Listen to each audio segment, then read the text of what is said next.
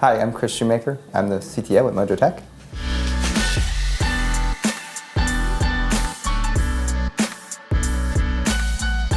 When somebody says cloud native, I think they're talking about an application that not only lives in the cloud, but is designed for the cloud. You could also say that they're talking about a phenomenon that's happening with the development of modern cloud applications. One of the things that's happened is that we've had an even greater use of automation to make things faster, easier, more repeatable. And when you have automation, it ends up reducing the cost of certain things that used to be expensive. Certain operations that used to be tedious and take a long time now become trivial. And when you have new patterns where new things are cheap and easy to do, you get to start to change the way that you manage those operations. It actually changes the kinds of things that you can do because you're now doing more frequently things that used to be done infrequently because they were expensive.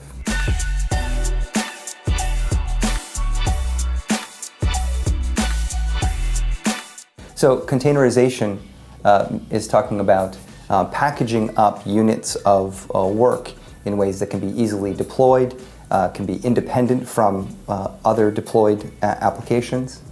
And when we talk about microservices, it's also a way of designing an API, designing your application in smaller pieces so that they can be scaled independently, so they can be deployed independently, and also so that they have some robustness against failure. And then finally, once you have these small pieces, you typically need some additional technologies in order to schedule them, in order to bring them up, bring them down, to manage their life cycle, and this is called orchestration.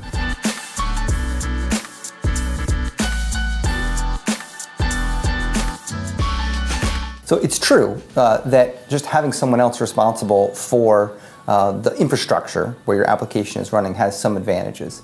But if that's the only advantage you're reaping, you're not really taking advantage of cloud native. The benefit of cloud native is that it allows you to do things that you couldn't do before. It should be changing your development practices as well. It should enable things like continuous integration, continuous delivery. It should make these much easier, which should result in faster development times and also reduced operations costs.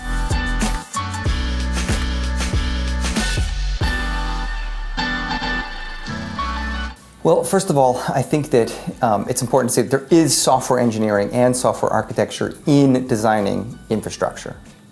So on the one hand, this is just more concerns that software architects and software engineers need to be aware of when they're designing applications. On the other hand, one of the interesting effects of cloud-native applications is that you're trying to insulate and isolate the application from some of those hardware and infrastructure concerns. So if it's done well, then you should be able to separate those concerns and pay attention to more application-level design decisions, irrespective of infrastructure details.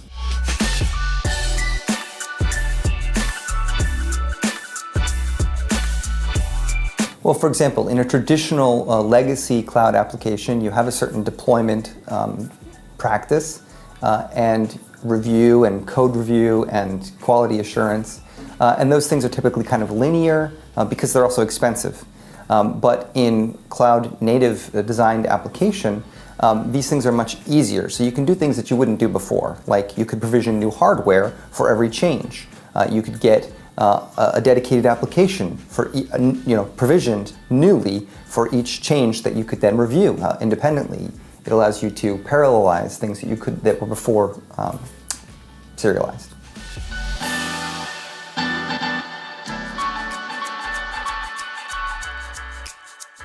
One of the things that software architects and engineers need to be aware of in a cloud-native environment is understanding the compute envelope of their applications and of various pieces. They need to know which are the pieces that use a lot of memory, that use a lot of CPU, that use a lot of I/O. And that's something that they need to be aware of on a smaller granularity than they would with just looking at the entire application, because it's going to be running in a distributed fashion.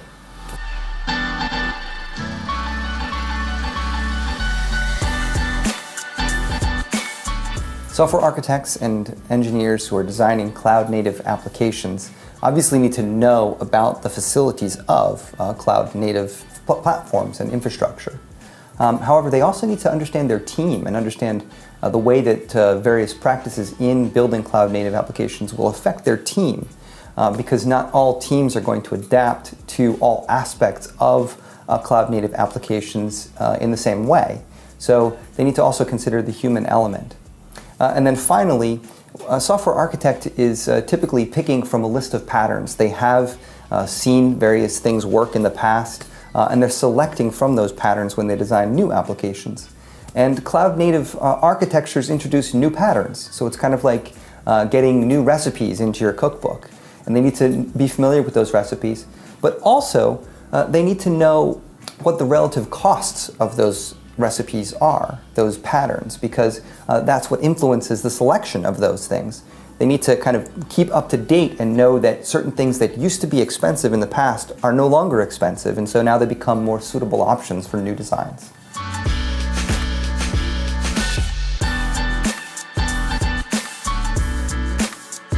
Well, when I'm asking questions about an application, I typically like to try to find what are the assumptions that are being made. I ask questions like, how is this application deployed? What are the concerns that come to mind when figuring out what it needs to do? I'm looking to uncover certain things like the necessary co-location of certain resources. An example would be, does your application depend upon files being stored locally? Does it depend upon a long-running process continuing without interruption? Those are things that maybe would need to be considered when switching from a traditional cloud architecture to a cloud-native architecture.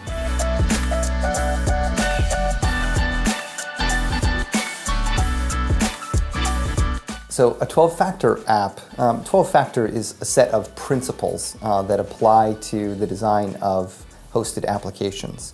And those principles are generally designed to allow an application to be deployed independently, to be isolated from its dependencies, and to have network interactions with its other collaborating services.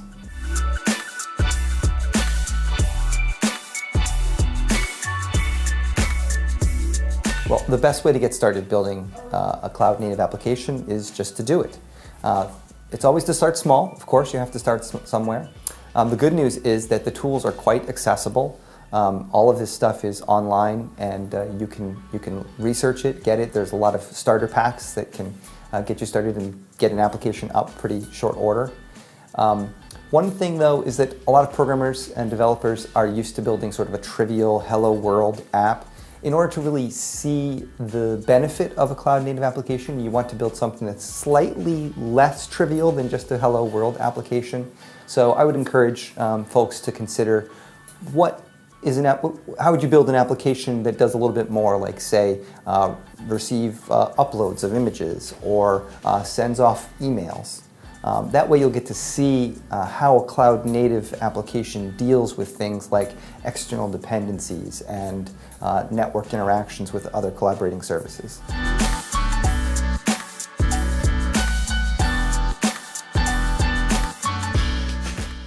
Well, I don't think there's just one right architecture. So you have to know what your problem is and design a solution for that problem. But I think in the cloud-native space, there are some pitfalls to watch out for. Let's be honest, there's a lot of buzz and there's buzzwords circulating, and there's a lot of hype around some of this technology. It's important not to get caught up in that, not to lose sight of the big picture and understand what problems you're really trying to solve. I think you have to be practical also, and that also requires noticing what your team can handle. So keep in mind not just what the software should look like or some idealistic sense of what you think its shape should be, but also who are the people that are going to be using it? What benefits are they going to get from actually having this cloud-native architecture? And also considering the developers. Is this going to make their life easier? What is it going to enable that they couldn't do before? What kind of value is it going to bring to your software organization?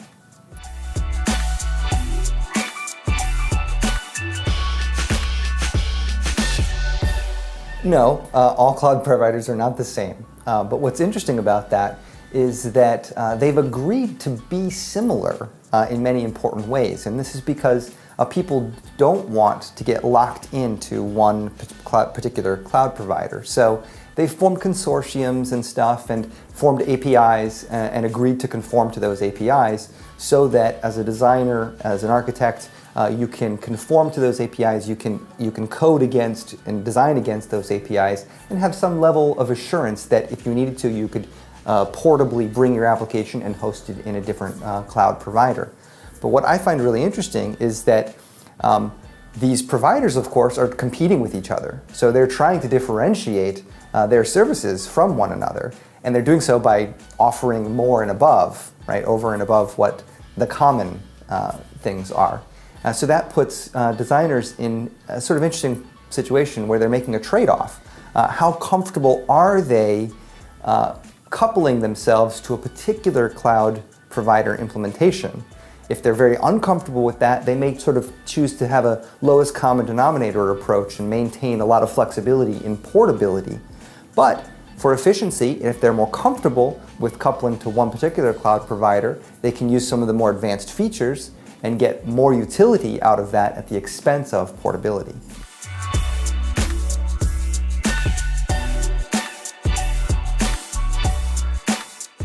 So a cloud-native architecture makes certain assumptions about both the environment that you're going to be deploying your app into and your application itself.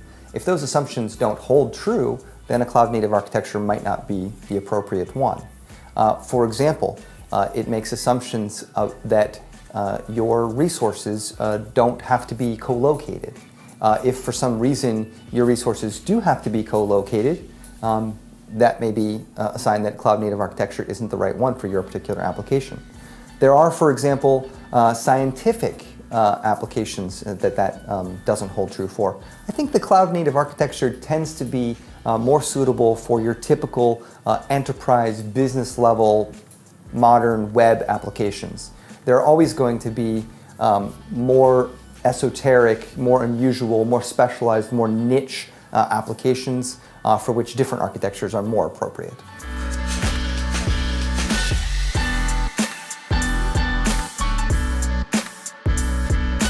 Well, people often go into designing a cloud-native application with the expectation of getting faster speed to market, getting more efficient development resources, more efficient use of hardware resources. So if they come with certain expectations, a lot of times they'll get other ones accidentally or incidentally.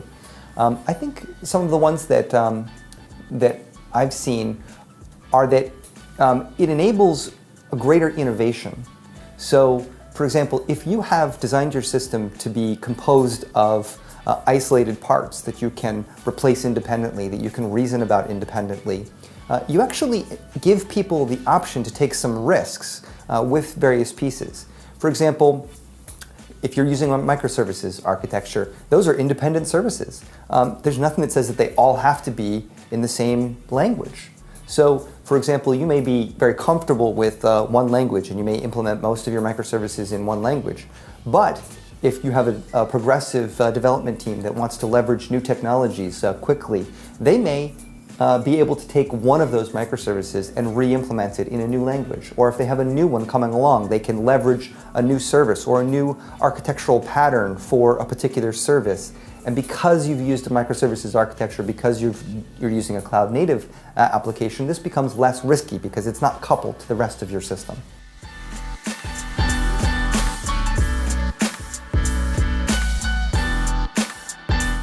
Well, it's probably dangerous to prognosticate about software development practices, but I think we have seen some trends, and we can expect some of those trends to continue. Some of them are very general. Software engineers like to engineer things. They like to create abstractions, and so we have seen, for example, with the introduction of virtualization and now some of these cloud-native architectures, we've seen greater abstractions so that people that are actually designing the business logic, business applications tend to be a little bit more separated from the actual hardware. That's a good thing in general, and we'll probably continue to see a greater use of more powerful abstractions. One of the other consequences of that is that you end up having new areas of specialization. That there are new specialties. It used to be that if you programmed, you kind of had to know everything because you were programming all up and down the stack, from the operating system, assembly level, all the way up to business logic. That's not the way it is anymore. Typically, you focus on one particular area and you're working in that level of abstraction. That's going to continue to happen, and there's going to be new levels, new areas for specialization, and people will become experts in those. An example would be this cloud-native infrastructure. You're going to have people where that's their thing.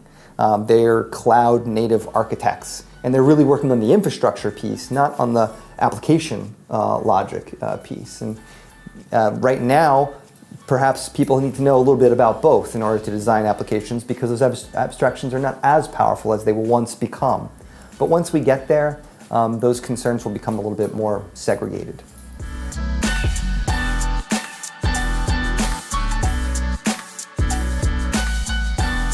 Obviously, their first step should be to contact someone like MojoTech who can help them through that process. But if you've already gotten that aside, your next step is probably make sure you know what problem you're trying to solve.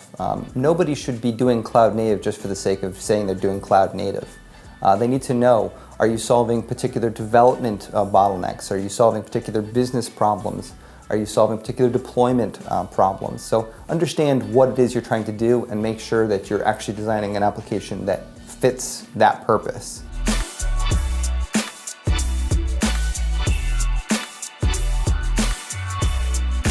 Well, any good project like that starts off with a lot of questions.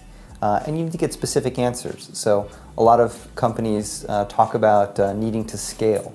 But what does that really mean? Do they need to scale according to a certain number of users, according to a certain user type? Maybe when they say scale, what they really mean is they just need to be able to move their development faster. It's more about scaling their development practices than, again, more than scaling the number of users they have. You need to ask questions about what are the pain points that you're trying to solve. Are you trying to get faster deployment times? Are you trying to get more frequent deploys? Are you trying to just bring features to market more quickly? Those kinds of questions, and being specific about the answers, will help guide a cloud-native architecture design.